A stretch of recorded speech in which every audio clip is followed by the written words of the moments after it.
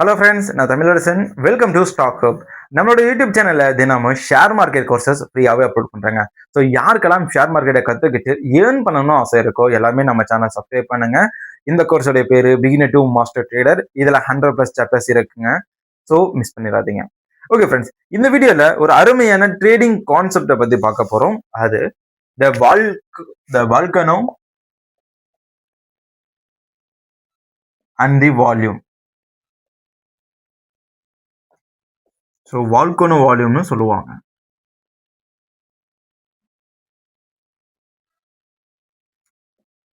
So இது அங்கீகரிக்கப்பட்ட ஒரு கான்செப்ட் ஆனால் கிடையாது. பட் பேச்சு வழக்கில் அதிகமாக ட்ரேடர்ஸாலையும் நியூஸ் மீடியாஸாலையும் யூஸ் பண்ணக்கூடிய ஒரு வேர்டிங். இப்போ எல்லாருமே ட்ரேடிங்ல இந்த வால்யூமை நீங்க அவாய்ட் பண்ணக்கூடாது, வால்யூம் தான் இம்பார்ட்டன்ட் அப்படின்னு சொல்லுவாங்க. ஸோ இந்த வால்யூம்னா என்னன்னு ஃபர்ஸ்ட் பார்ப்போம். ஃப்ரெண்ட்ஸ், வால்யூம்னா ஒன்றும் கிடையாது. ஒரு குறிப்பிட்ட ஷேர்ஸ் ஒரு குறிப்பிட்ட நம்பர்ல ட்ரேட் ஆகும் இல்லைங்களா, அந்த ட்ரேட் ஆகிற நம்பர் ஆஃப் ஷேர்ஸை தான் வால்யூம் அப்படின்னு சொல்லுவாங்க.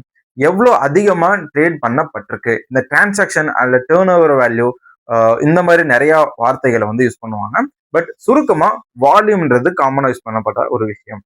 ஸோ இந்த வால்யூம் அப்படிங்கிறது ஒரு ஷேர்ல ஒரு 1,00,000 ஷேர்ஸ் வர்த்தகம் ஆகியிருக்கு அப்படின்னா அதை கிராஃப் மாதிரி காமிக்கும். கிராஃப் இல்லைன்னா பார்ஸ் மாதிரி காமிக்கும். இப்போ 10,00,000 ஷேர்ஸ் வாங்கியிருக்காங்க, வித்திருக்காங்க அப்படின்னா யாரு வாங்கியிருக்கிறவங்க அதிகமா இருக்காங்கன்னா அது கிரீன் கலர்ல இருக்கும். வித்தவங்க நிறைய பேர் இருக்காங்கன்னா அது ரெட் கலர்ல இருக்கும். ஸோ இதுதான் வால்யூம் இண்டிகேட்டர். ஸோ வால்யூம் இண்டிகேட்டரை நம்ம எப்படி கொண்டு வரணும்னா, ட்ரேடிங் வியூ போய்க்கோங்க. ட்ரேடிங் வியூல சார்ட் ஓப்பன் பண்ணதுக்கு அப்புறம் சைட்ல இருக்கிற ஒரு பார் இல்ல எஃப்எக்ஸ் அப்படின்னு ஒரு சிம்பிள் இருக்கும். இதை கிளிக் பண்ணிட்டு வால்யூம்னு தேடி பார்த்தீங்கன்னா வரும். இதுல முக்கியமான விஷயம் என்னன்னு பார்த்தீங்கன்னா, வால்யூம் மாதிரி குழப்பற மாதிரி நிறைய இண்டிகேட்டர்ஸ் இருக்கு. வால்யூம் ஆசிலேட்டர்ஸ், அப்புறம் volume average, volume cross over, இந்த மாதிரி நிறைய பேர்ல இருக்கு. அந்த வால்யூம் ட்ரெண்ட்னு ஒரு இண்டிகேட்டர் இருக்கு. ஸோ இந்த மாதிரி ட்ரெண்ட்ஸ் பார்த்தீங்கன்னா யூஸ் பண்ணாதீங்க. சிம்பிளா வால்யூம் அப்படிங்கிற ஒரு பர்டிகுலர் ஒரு இண்டிகேட்டர் இருக்கும், அதை மட்டும் யூஸ் பண்ணிக்கோங்க. ஸோ இந்த வால்யூம் அப்படின்றத கிளிக் பண்ண உடனே உங்களுடைய சார்ட்ல இந்த மாதிரி கிராஃப்ஸ் இருக்கும். இந்த கிராஃப்ஸ் ஏற ஏற ஏற ஷேருடைய பிரைஸ் ஏறுறத உங்களால பார்க்க முடியும். இது ஏன் நடக்குது அப்படின்னா, இப்போ இது ஒரு மினிமலான வால்யூம்ஸ். ஒரு ஒரு 15,000 ஷேர்ஸ், 20,000 ஷேர்ஸ், 25,000 ஷேர்ஸ் வர்த்தகம் ஆயிட்டு இருக்கு. ஓகேவா? ஸோ அந்த நேரத்துல ஷேருடைய பிரைஸ் 2%, 3% அப்படின்னு மாறி மாறி போயிட்டு இருக்கும். ஸோ இந்த வால்யூம் எதை குறிக்குன்னா, இது டிமாண்ட் அண்ட் சப்ளையை குறிக்குது. டிமாண்ட் கம்மியா இருக்கும்போது கம்மியான ஆட்கள் வாங்குறாங்க. So price 2%, 3% உயருது. வால்யூம் அதிகம் இருக்கும் போது அது எதை குறிக்குதுன்னு பார்த்தீங்கன்னா, வால்யூம் அதிகமாகுது அதனால வாங்குறோம்னு கேட்டீங்கன்னா அது கிடையாது. வால்யூம் ஏன் அதிகரிக்குதுன்னா, நிறைய பேர் வாங்குறாங்க, ப்ரெஷர் இருக்கு. ஸோ டிமாண்ட் அதிகமாகுது. இப்போ 1 கிலோ தக்காளிக்கு ஒருத்தங்க வாங்க ரெடியா இருக்காங்கன்னா அது நார்மல். ஆனா 1 கிலோ தக்காளி இருக்கு, ஆனா 4 பேருக்கு வேணும் அப்படின்னா அந்த இடத்துல டிமாண்ட் இருக்கு. இதுவே 1 கிலோ தக்காளிக்கு 10 பேர் லைன்ல இருந்தாங்க அப்படின்னா தக்காளியுடைய விலை உயரும் இல்லைங்களா? ஸோ அதே மாதிரிதான் ஒரு நல்ல ஷேர்ஸ் ஒரு 15,000, 20,000 பேர் வாங்கிட்டு இருக்கிற நேரத்துல உடனே 2 லட்சம் 3 லட்சம் அப்படிங்கிற பேரு வாங்கும்போது அந்த இடத்துல டிமாண்ட் இருக்கு. ஸோ விலை போக போக வாங்க ரெடியா இருக்காங்க. ஸோ அதனால வால்யூம்ஸ் அதிகமா இருக்கு, அதிகமான பையர்ஸ் இருக்காங்க. அதிகமான பையர்ஸ் இருக்கும்போது விலையும் உயருது. இது நார்மலான டிமாண்ட் அண்ட் சப்ளை கான்செப்ட். இது உங்களுடைய 10th ஸ்டாண்டர்ட் புக்ல நீங்க படிச்சிருப்பீங்க எக்கனாமிக்ஸ்ல. ஸோ அந்த டிமாண்ட் அண்ட் சப்ளை தான் இதை கொண்டு போகுது. அதை காமிக்கிறது தான் இந்த வால்யூம் இண்டிகேட்டர். ஓகே, சப்ளை அதிகமா இருக்குன்னு எப்படி கண்டுபிடிக்கிறதுன்னு பார்த்தோம்னா, சிம்பிள். சப்ளைனா என்ன? செல்லிங். ஸோ அதிகமான பேர் செல் பண்ணும்போது சப்ளை அதிகமாகுது. அந்த நேரத்துல வால்யூம் ரெட் கலர்ல காமிக்கும். ஸோ இது ஏன் ரெட் கலர்ல காமிக்குது அப்படின்னா, வால்யூம் இண்டிகேட்டருடைய வேலை எத்தனை ஷேர்ஸ் வாங்கியிருக்காங்க, எத்தனை ஷேர் வித்திருக்காங்க அப்படின்றத குமுலேட்டிவா காமிக்கிறது தான். இப்போ நான் ஒரு 1000 ஷேர்ஸ் வாங்கியிருக்கேன், இன்னொருத்தர் அதே நாள்ல 200 ஷேர் வித்திருக்காரு அப்படின்னா அது 1200 டேர்ன் ஓவர்னு காமிக்கும். அதாவது ஒட்டுமொத்த வால்யூம் அன்னைக்கு பர்டிகுலர் டேல ட்ரேட் ஆகும்போது 1200 நம்பர்ஸ். இதுலதான் நான் 1000 வாங்கியிருக்கேன், இன்னொருத்தர் 200 வித்திருக்காரு, ரெண்டும் சேர்த்து 1200 காமிக்கும். இப்போ ஆப்வியஸ்லி நான் தான் அதிகமா வாங்கியிருக்கேன். ஸோ வாங்கினதுனால அதை கிரீன் கலர்ல காமிக்கும்.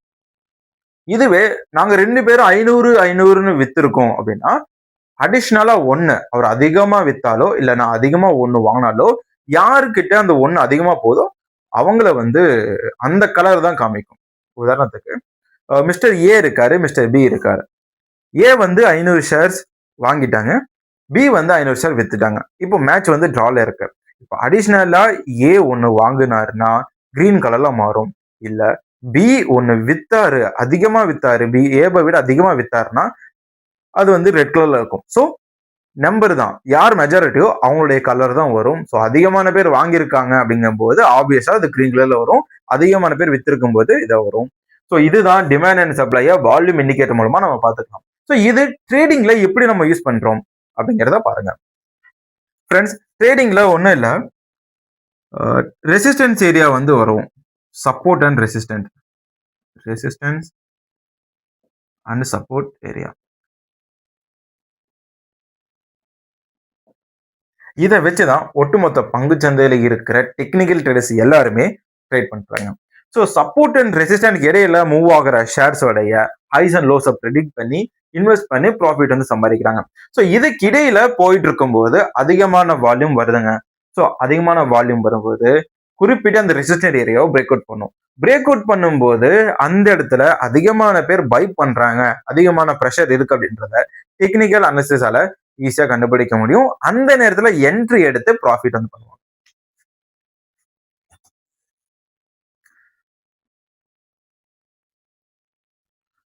உதாரணத்துக்கு இதை வச்சுக்கலாங்க. இந்த வால்யூமை பார்த்துக்கோங்க. வால்யூம்ஸ் கீழே மேலே போயிட்டு இருக்கும்போது ப்ரைஸும் பார்த்தீங்கன்னா பெரிய மூமெண்ட் இல்லாம போயிட்டு இருக்கு. எப்போ இந்த வால்யூம் வந்து அதிகமாகுதோ அப்போ பிரேக் அவுட் நடக்குது. ஸோ இந்த இடத்துல புல்ஸ் வின் தி ஸ்டேஜ் அப்படின்னு அர்த்தம். இதே புல்ஸ் வின் பண்றாங்க, பியர்ஸ் ஏன் வின் பண்ணாங்க கேட்டீங்கன்னா பிகினர்ஸ் கேட்பீங்க. இப்போ இந்த இடத்துல வந்து மல்டி ரெசிஸ்டன்ட், அதாவது ஒரு மாசத்துக்குள்ளேயோ இல்லை ஒரு வருஷத்துக்குள்ளேயோ நிறைய தடவை அந்த ரெசிஸ்டன்ட்டை வந்து இந்த ஷேர் டச் பண்ணிட்டு போயிட்டே இருக்கும். ஸோ அது வரைக்கும் நியூஸ் இல்லாம இருக்கும், இன்சைட் ட்ரேட் பண்றவங்க பண்ணிட்டே இருந்திருப்பாங்க. ஸோ எப்போ இந்த பிரேக் அவுட் வந்து நடக்குதோ,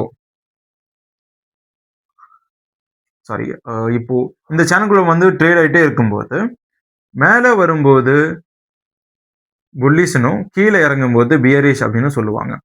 ஸோ பியர்ஸோடைய வேலை என்ன? அந்த ஒரு பங்கு கீழே போகும்போது லாபம் சம்பாதிக்கிறது தான் பியரோட வேலை. ஸோ அதனால இந்த சப்போர்ட் ஏரியா உடைச்சிட்டு பங்கை கீழே தள்ளுறதுக்காக ப்ரெஷர் பண்ணுவாங்க. ஒவ்வொரு வாட்டியும் கீழே வரும்போது புல்ஸ் அதிகமான ஒரு பையிங் ப்ரெஷரை போட்டு இந்த ஸ்டாக்கை கீழே இருந்து மேலே கொண்டு போவாங்க. அப்புறம் மேலே போயிட்டு இது இன்னும் மேலே கொண்டு போகலாம் பார்க்கும்போது பியர்ஸ் ஒட்டு மொத்தமாக அதை கீழே கொண்டு வருவாங்க. ஸோ இந்த அப் அண்ட் டவுன் வந்து மாறி மாறி மாறி மாறி போயிட்டே இருக்கும். செர்டன் ஆஃப் ஸ்டேஜ்ல பியர்ஸோடைய அந்த மொமெண்டம்ல அப்படியே குறைஞ்சுக்கிட்டே வரும், இல்லைன்னா புல்ஸோடைய மொமெண்டம் வந்து குறைஞ்சிட்டே வரும். ஸோ யாரு தோக்குறாங்களோ அவங்களுடைய ஆப்போசிட் ட்ரெண்ட்ல ஷேர் வந்து மேல இல்ல கீழே போகும். இப்போ இந்த நேரத்துல புல்ஸ் வந்து ஜெயிச்சுட்டாங்க, அதனால மேல பிரேக்கர் கொடுத்துருக்கு. அதாவது கிரீன் கலர் வால்யூம் அதிகமாயிட்டே வந்துச்சு, டிமாண்ட் அதிகமாயிட்டே வந்தது அப்படின்னா மேல பிரேக்கர் கொடுக்கும். இல்ல ரெட் கலர் வால்யூம் அதிகமாயிட்டே வந்தது, மொமெண்டம் கம்மியாயிருச்சு அப்படின்னா பியர்ஸ் வந்து ஜெயிச்சுட்டாங்க, புல்ஸ் தோதுட்டாங்க. ஸோ பிரைஸ் கீழே வரும். ஸோ ரெண்டு பேருமே அவங்களுடைய டைரக்ஷன்ல ப்ராஃபிட் பண்ண ஸ்டார்ட் பண்ணிடுவாங்க. ஓகே, இந்த இடத்துல வால்யூம் வாழ்க்கை எங்க வருது அப்படின்னு பார்த்தோம்னா இது வந்து ஒரு சொல்லாடல் தான், பட் ரொம்ப இம்பார்ட்டன்டான ஒரு விஷயம். இந்த வால்யூமை வந்து நிறைய பேர் தவறா புரிஞ்சுக்கிட்டு தவறான டிசிஷன்ஸ் நிறைய இடத்துல எடுப்பாங்க. உதாரணத்துக்கு ஒரு ஷேர் 15%, 20% ட்ரேட் ஆகும்போது நார்மலா அதோடைய வால்யூம் ஜாஸ்தி ஆகும். ஓகே, மிகப்பெரிய வால்யூம் வந்துருச்சு, இந்த ஷேர் இப்படியே மேல போக போகுது அப்படின்னு நினைச்சு வாங்கி ப்ராஃபிட் லாஸ் பண்றவங்க நிறைய பேர் இருக்காங்க. ஸோ இந்த ஒரு வால்யூமை மட்டுமே வச்சுட்டு நம்மளால ட்ரேட் பண்ண முடியாது. அதே நேரத்துல பிரேக் அவுட் நேரத்துல இந்த வால்யூம் ஒரு எரிமலை மாதிரி வெடிச்சது அப்படின்னா ஷேர்ஸ் அப்படியே ஹைஸை மேக் பண்ணிட்டு போகுதுன்ற ஒரு தினம். இப்போ ஒரு ரெசிஸ்டன்ட் ஏரியால இந்த வால்கனோ வால்யூம் வரும்போது நிறைய பையர்ஸ் இருக்காங்க, அப்போ இந்த ஷேர்ஸ் வந்து மேலே போகும் நம்பி நம்ம இன்வெஸ்ட் பண்ணலாம். இல்லைன்னா ரீடெஸ்டிங் நடக்கும் போதோ புல் பேக் நடக்கும் போதோ நம்ம இன்வெஸ்ட்மெண்ட் பண்ணோம்னா ப்ராஃபிட் எடுக்கலாம்.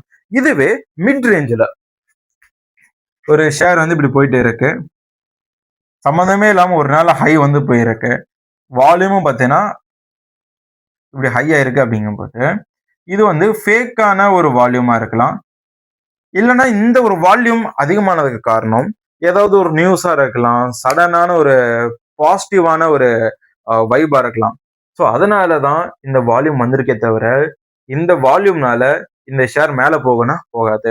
எப்பவுமே ஒரு வால்யூம் அதிகமானதுனால ஷேர் மேல போகுமானா போகாது. இது வந்து நிறைய இன்ஸ்டிடியூஷனல் பையர்ஸ் சடனா பை பண்றதுனாலயும் நடக்கும், சடனா செல் பண்றதுனாலயும் அதிகமான வால்யூம் ஹைக் வந்து நடக்கும். ஸோ இதை வந்து நீங்க கண்மூடித்தனமா நம்ப கூடாது. ஸோ எப்ப நம்ம ட்ரஸ்ட் பண்ணணும்?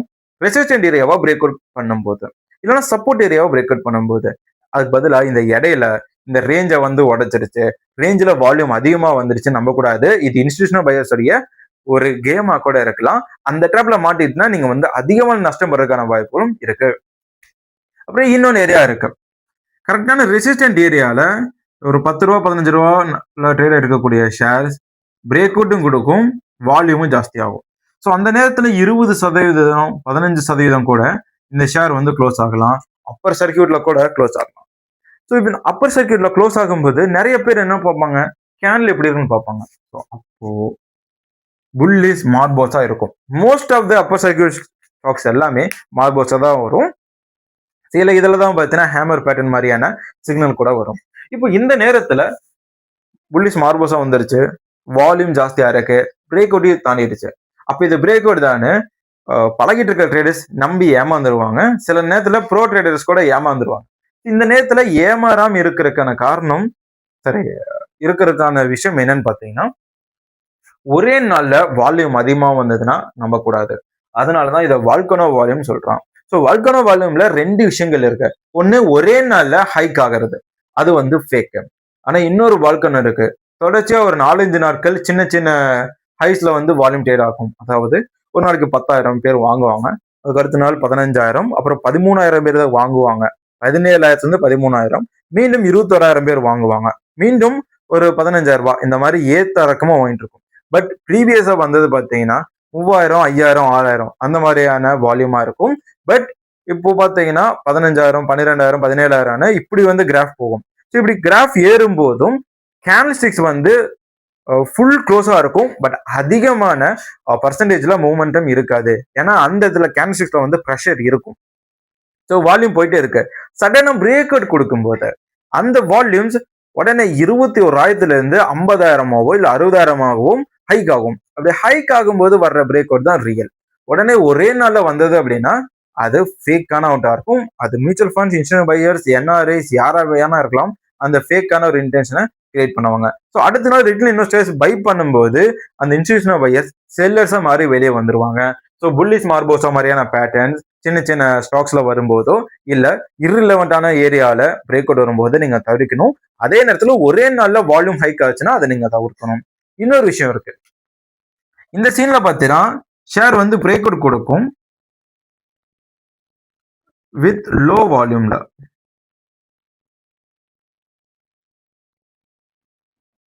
ஷேர் மார்க்கெட்ல இன்னொரு விஷயம் என்னன்னா, எல்லாமே ஒரே மாதிரி ஒரே பேட்டர்ன்ல ஃபாலோ பண்ணாது. ஒரு ஜென்யூன் பிரேக் அவுட் கூட ஹை வால்யூம்ல நடக்கணும்ன்ற அவசியம் கிடையாது, கம்மியான வால்யூம்ல கூட நடக்கலாம். ஸோ இந்த வால்யூம் கம்மியா இருக்கும்போது பிரேக் அவுட் நடந்த அந்த ஷேர் வந்து கொஞ்சம் கொஞ்சமா மூவ் வந்து ஆகிட்டு இருக்கும். அந்த நேரத்துல ஹை லோ இந்த மாதிரி 2-3 வருஷம் கூட ஒரே ஒரு இடத்துல கூட ட்ரேட் இருக்கலாம் ஆஃப்டர் பிரேக் அவுட். ஸோ இந்த ஆஃப்டர் பிரேக் அவுட்டுக்கு அப்புறம் இந்த வால்யூம் எப்படி நம்ம யூஸ் பண்றோம்னு பார்த்தீங்கன்னா, ஒரு 2-3 மாசம் ஒரே இடத்துல வந்து ட்ரேட் ஆகிட்டு இருக்கும். திடீர்னு பார்த்தீங்கன்னா அதிகமான வால்யூம் வந்திருக்கும். இந்த வால்யூம் வரும்போது அந்த ஷேர் இத்தனை நாட்களா 2-3% உயர்ந்தது 5%, 6% ஒரு பெரிய கேண்டில் வரும். ஸோ அந்த கேண்டில் வரும்போது வால்யூம்ஸ் அதிகமாக இருக்குன்னா மூமெண்டம் வந்துருச்சு.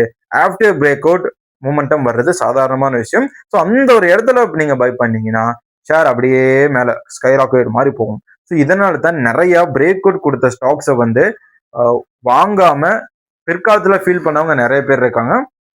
அதாவது நான் ஒரு ஷேர்ல வந்து வாங்கியிருந்தேன், இந்த எஸ்கட்ஸ் குபாட்டோ அப்படின்ற ஷேர். வாங்கி ஒரு 3 வருஷம் அப்பதான் ஷேர் மார்க்கெட் வந்து ஒரு 1 இயர்ஸ் 1.5 இயர்ஸ் பேரண்ட்ஸ் பார்த்து ட்ரேட் பண்ணிட்டு இருக்கேன். எஸ்கட் குபாட்டோ வந்து 2,300 rupees சம்திங்ல இருந்ததுங்க. நான் வந்து பை பண்ணி அட்லீஸ்ட் ஒரு 2-3 மந்த் வந்து ஹோல்டு பண்ணிட்டு இருந்தேன். மூவே இல்லை. பட் பிரேக் அவுட், ஜென்யூனான பிரேக் அவுட், டீசென்டான வால்யூம் இருந்தது. அதுக்கப்புறம் நான் அந்த ஷேர்ஸை வந்து அப்படியே ஹோல்டில் அப்படியே போட்டுட்டேன். திடீர்னு பார்த்தா ஒரு 6% உயர்ந்துச்சு.